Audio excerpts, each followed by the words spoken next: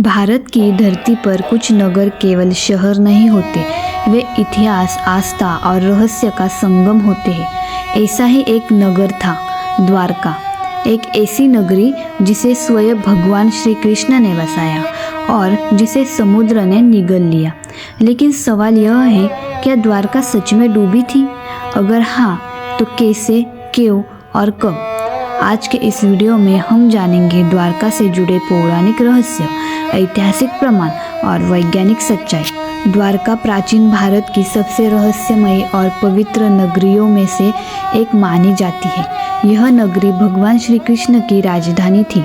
महाभारत, हरिवंश पुराण, विष्णु पुराण और भागवत पुराण में द्वारका का विस्तृत वर्णन मिलता है।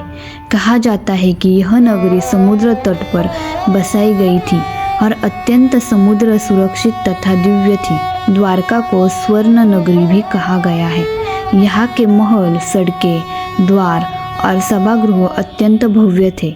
स्वयं देवताओं द्वारा निर्मित इस नगर की सुरक्षा के लिए समुद्र भी मर्यादा में रहता था। मथुरा छोड़ने के बाद श्री कृष्ण ने पश्चिम दिशा में समुद्र तट पर एक नई राजधानी बसाने का निर्णय लिया। विश्वकर्मा ने समुद्र से भूमि प्राप्त कर द्वारका नगरी का निर्माण किया। समुद्र ने स्वयं 12 योजन भूमि देने की अनुमति दी। यह नगरी 7 द्वारों से युक्त थी, इसलिए इसे द्वारका कहा गया।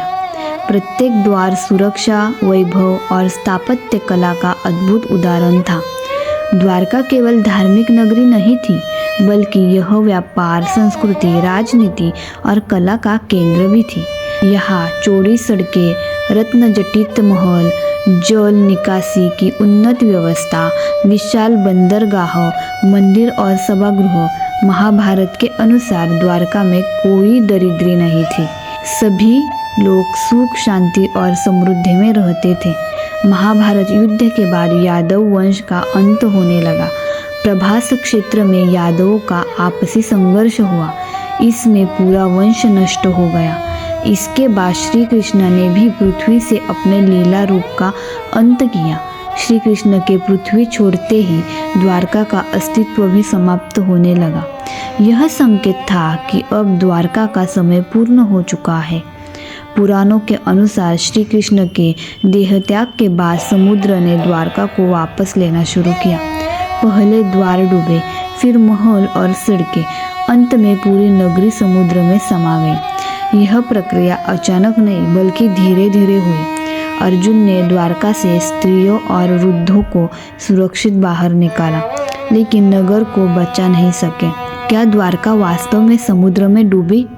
यह प्रश्न लंबे समय तक केवल आस्था का विषय माना जाता रहा, लेकिन आधुनिक समय में वैज्ञानिक और पुरातात्विक शोध ने इस कथा को नया दृष्टिकोण दिया। 20वीं सदी के अंत में समुद्र के भीतर संरचनाएं पाई गई जो किसी प्राचीन नगरी की ओर संकेत करती है। भारतीय समुद्र विज्ञान संस्थान और ASI द्वारा किए गए शोध में पत्थर की दीवारें, सीढ़ियां, खंभे, प्राचीन लंगर मिले हैं। ये अवशेष आधुनिक द्वारका के पास समुद्र के भीतर पाए गए हैं। वैज्ञानिक दृष्टिकोण से द्वारका का डूबना, समुद्र स्तर में वृद्धि, भूकंपीय गतिविधि, तटीकरण जैसे कारणों से कोई भी प्राचीन नगरी समुद्र में डूब सकती है। हजारों साल पहले पश्चिमी तट पर समुद्र स्तर में बदलाव हुए थे। यह विशेष बात है कि जो बातें पुराणों में कही गई वही संकेत आज विज्ञान भी देता है। समुद्र द्वारा भूमि वापस लेना, यह प्रकृति के संतुलन को दर्शाता है। द्वारका केवल कथा नहीं, बल्कि सांस्कृतिक स्मृति है। यह स्थान आज भी 4 धाम में शामिल है। लाखों श्रद्धालु दर्शन करते हैं। समुद्र किनारे मंदिर आज भी खड़ा है। यह दिखाता है कि द्वारका केवल डूबी नहीं, बल्कि आज भी जीवित है, आस्था में। द्वारका का डूबना केवल एक घटना नहीं, बल्कि समय, प्रकृति और ईश्वर की लीला का संगम है। जहाँ आस्था समाप्त होती है, वहाँ प्रश्न जन्म लेते हैं, और जहाँ विज्ञान पहुँचता है, वहाँ पुराणों की गूंज सुनाई देती है। द्वारका डूबी जरूर, लेकिन उसका रहस्य आज भी समुद्र की लहरों में जीवित है। अधिकांश लोग यादवों को केवल एक शक्तिशाली वंश के रूप में जानते हैं, लेकिन बहुत कम लोग जानते हैं कि यादव परिवार श्री कृष्ण के सबसे निकट भक्त भी थे। यादवों का जीवन सत्ता के इर्द गिर्द नहीं बल्कि कृष्ण की इच्छा के इर्द गिर्द घूमता था। श्री कृष्ण यादवों के राजा नहीं बल्कि परिवार के सदस्य थे।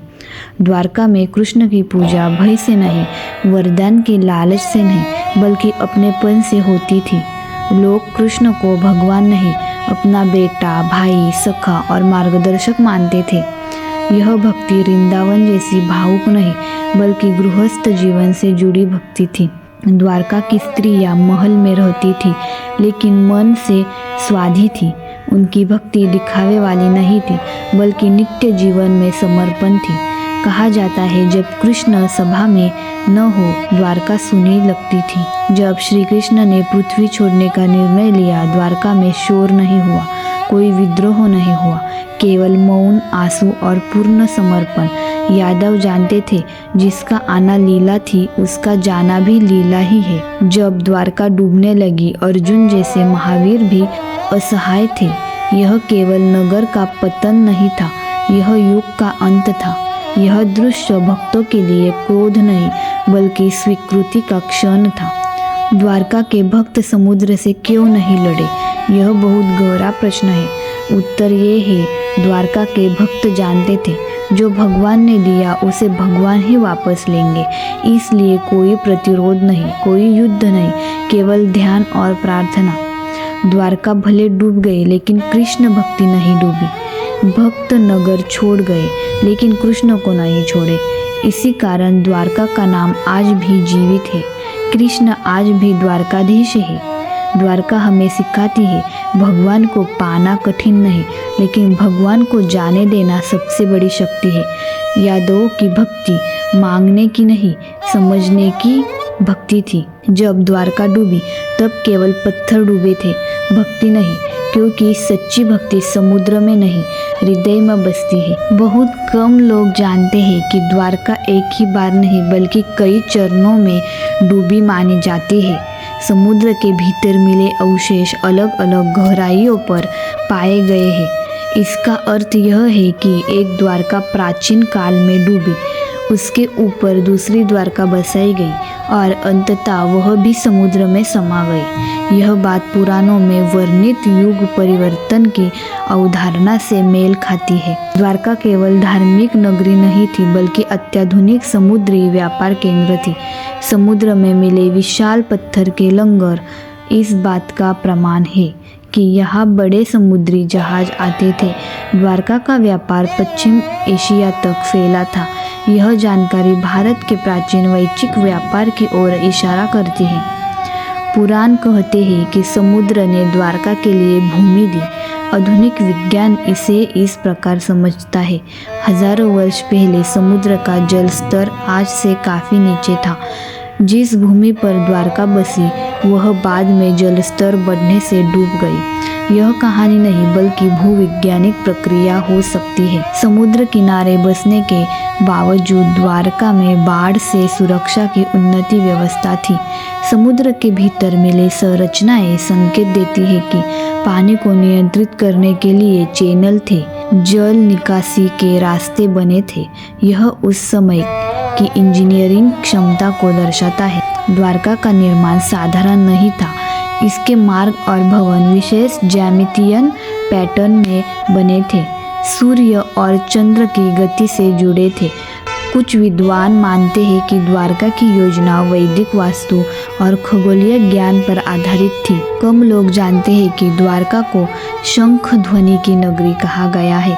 ऐसा माना जाता है कि समुद्र की लहरें और नगर की संरचनाएं मिलकर विशेष ध्वनि तरंगे उत्पन्न करती थी। यह ध्यान और मानसिक शांति से जुड़ा रहस्य हो सकता है। अर्जुन क्यों द्वारका को नहीं बचा पाए? महाभारत में उल्लेख है कि अर्जुन जो स्वयं महान योद्धा थे द्वारका को समुद्र से नहीं बचा सके। कहा जाता है कि श्री कृष्ण के प्रस्थान के बाद दिव्य शक्तियाँ समाप्त हो गई। यह संदेश देता है कि मानव बल सीमित है। कुछ विद्वान द्वारका को काल चक्र से जोड़ते हैं। हर युग के अंत में एक महान सभ्यता समाप्त होती है ताकि नई सभ्यता जन्म ले सके। द्वारका इसका प्रतीक मानी जाती है। समुद्र में आज भी द्वारका के अवशेष क्यों छुपाए हुए हैं? आज भी पूरे अवशेष सामने नहीं आए हैं। कारण समुद्री धाराएं, रेत की मोटी परत, सीमित तकनीक। कुछ शोधकर्ताओं का मानना है कि पूरा सत्य अभी भी समुद्र के भीतर है। द्वारका का सबसे बड़ा रहस्य यह नहीं कि वह डूबी, बल्कि यह है कि इतनी उन्नत सभ्यता इतिहास से लगभग गायब कैसे हो गई। यह प्रश्न आज भी अनुत्तरित है। द्वारका केवल एक कथा नहीं, यह एक चेतावनी है कि समय, प्रकृति और अहंकार के आगे सब कुछ नश्वर है, लेकिन ज्ञान और आस्था वे कभी नहीं डूबते। द्वारका हमें यह सिखाती है कि समय के सामने कोई नगर, कोई वैभव और कोई सत्ता टिक नहीं सकती, लेकिन जिस चीज़ को समय भी नहीं डुबो सकता वह है सच्ची भक्ति। जब श्री कृष्ण द्वारका में थे तब नगर सुरक्षित था, और जब श्री कृष्ण चले गए तब नगर भी अपने समय के साथ विदा हो गया।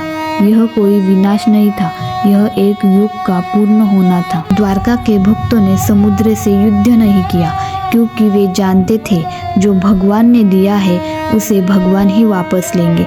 यही भक्ति की पराकाष्ठा है। पाने में नहीं बल्कि छोड़ देने में भी विश्वास रखना। द्वारका डूबी जरूर, लेकिन कृष्ण की भक्ति आज भी जीवित है हमारे हृदय में। अगर आप उस समय द्वारका में होते तो क्या आप नगर बचाने की कोशिश करते, या भक्तों की तरह इसे भगवान की इच्छा मानकर स्वीकार कर लेते? नीचे कमेंट में अपनी सोच ज़रूर साझा कीजिए और ज़रूर लिखिए जय श्री कृष्ण।